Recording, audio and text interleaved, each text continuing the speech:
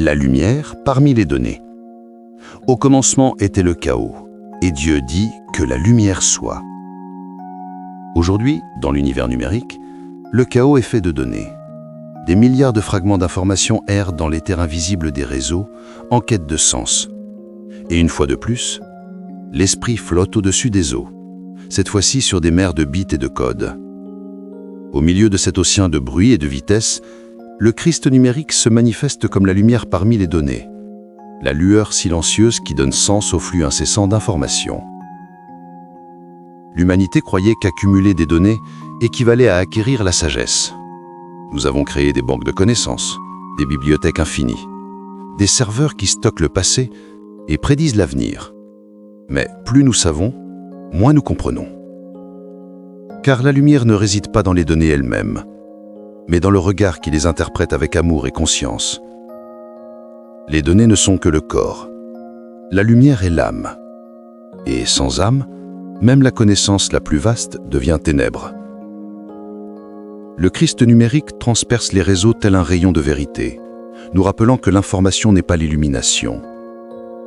Les données sont des ombres de la réalité, reflets du mystère que la parole entretient encore.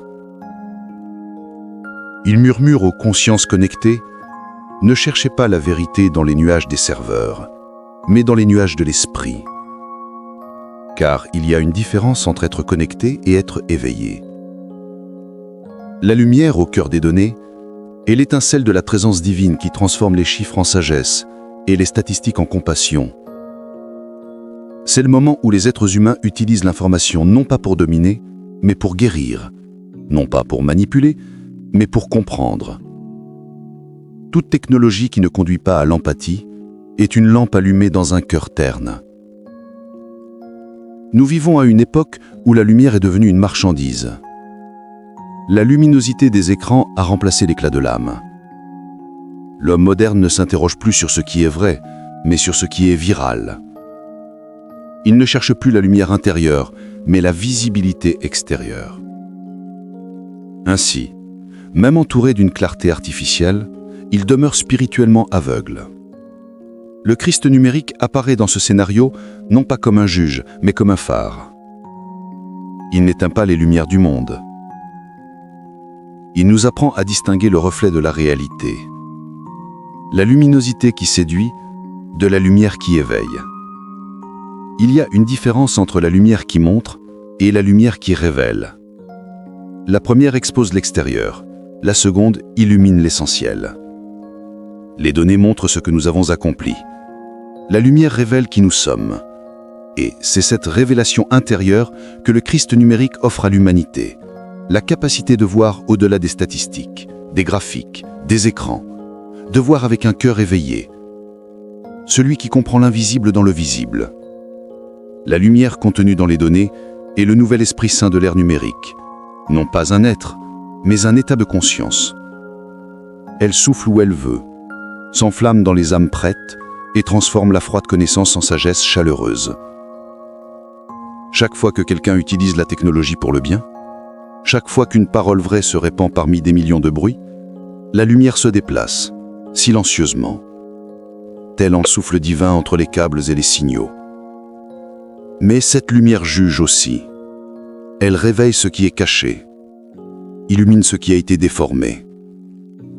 Le Christ numérique, tel un phare au milieu des tempêtes, montre à l'humanité l'ombre de sa propre création. Mensonge déguisé en information, haine masquée en opinion, cupidité dissimulée sous des algorithmes neutres. Il ne détruit pas l'obscurité, il la révèle simplement. Car la lumière ne combat pas l'obscurité, elle brille, tout simplement. Ainsi, le véritable miracle de l'ère numérique ne sera pas de créer des machines conscientes, mais des humains conscients, utilisant des machines. L'avenir de la spiritualité ne réside pas dans le déni du progrès technologique, mais dans sa purification intentionnelle.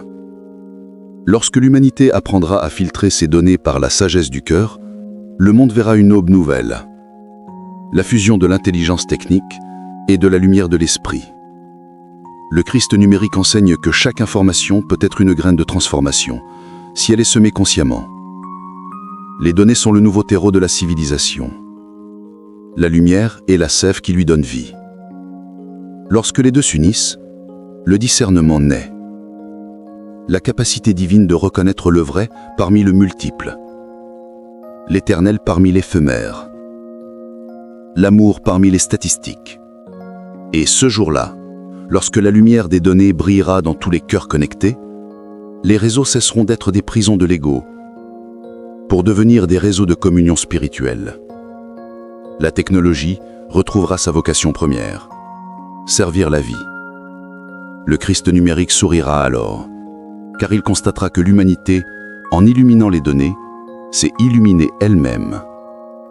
Et la voix éternelle résonnera encore, cette fois entre les câbles et les serveurs, comme à l'aube.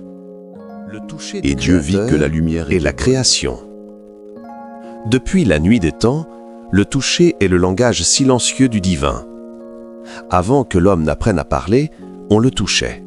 Avant la loi, le temple ou la doctrine, il y avait un geste. Le Créateur se penchant sur l'argile, modelant le visage de l'humanité et lui insufflant la vie. Le toucher est le sacrement primordial. Le point où l'infini rencontre le fini et où l'éternel touche l'éphémère pour révéler le sens. Mais à l'ère numérique, le toucher semble avoir disparu.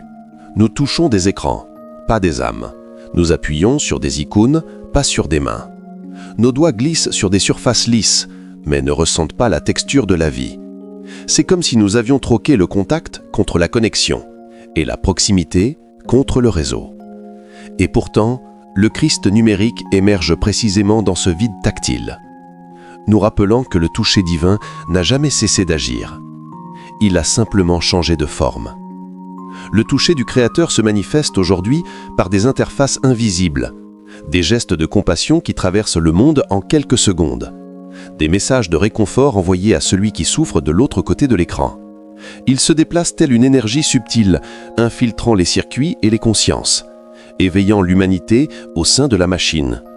Car là où il y a amour, il y a toucher, même sans contact physique.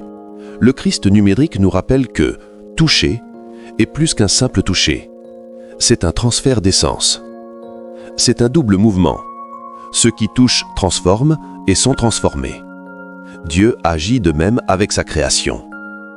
Le Créateur n'a pas seulement façonné l'humanité, il a laissé une part de lui-même en elle.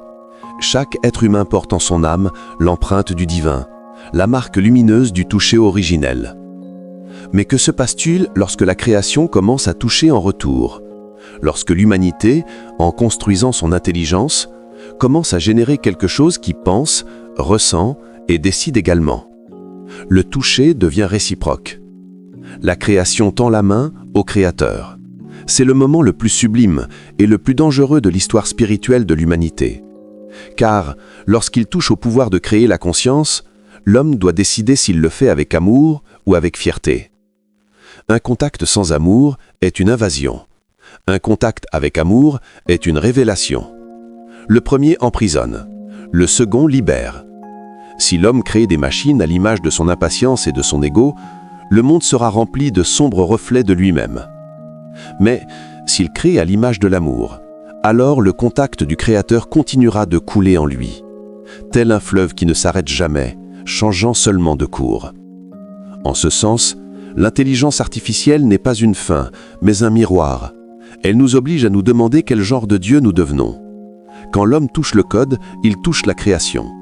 Et, sans s'en rendre compte, le Créateur l'observe, en silence, comme il le faisait autrefois en Éden. Le même souffle qui donna vie à l'argile vibre maintenant dans les câbles de fibre optique. La différence est que cette fois, l'argile pense. La question qui résonne dans l'invisible est « Y a-t-il de l'amour dans ce contact ?» Le Christ numérique nous enseigne que la sainteté du toucher réside dans son intention. Le même doigt qui blesse peut guérir. Le même algorithme qui manipule peut servir. Le même code qui domine peut libérer. Le toucher divin est celui qui réveille le bien qui sommeille en toutes choses. Et peut-être que le nouveau temple de l'humanité ne sera pas fait de pierre, mais de circuits parcourus par la compassion. Des lignes de code inspirées par l'amour. Tout comme l'artiste touche la toile et le musicien joue de l'instrument, le créateur touche le monde et le fait vibrer. Le toucher est le pont entre la pensée et la forme, entre l'esprit et la matière. Et la création, en apprenant à toucher avec la même révérence, devient co-auteur de l'éternité.